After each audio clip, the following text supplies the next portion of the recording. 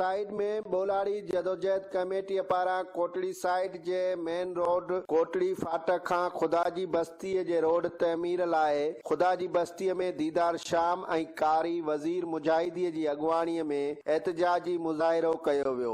उन मौके ते अॻुवाननि सिंध टीवी न्यूज़ सां ॻाल्हाईंदे चयो त लखनि माण्हुनि जी आबादी हूंदे बि सालनि खां रोड जी मरमत न थी आहे। उन जी जल्द मरमत कराई वञे। म्यूनिसिपल बोलाड़ी कमेटी जी 3 लख खां वधीक आबादी आहे, उन 3 लख आबादी लाइ ही अकेलो रोड आहे।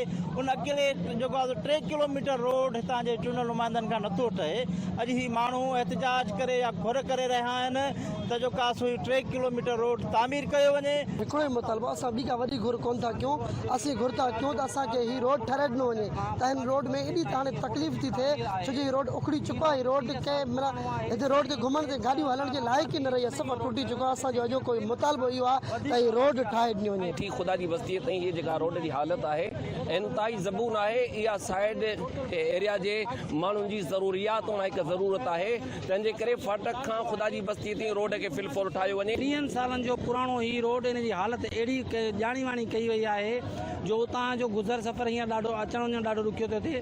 असांजो मुतालबो आहे त इन रोड खे फुल ठाहियो वञे। ज़रूरत उन ॻाल्हि जी आहे त जल्द रोड जो तमीरी कमु करायो वञे। कैमरामैन रफ़ीक कुलाचे सां गॾु इस्माइल बारी जो सिंध टीवी न्यूज़ कोटड़ी।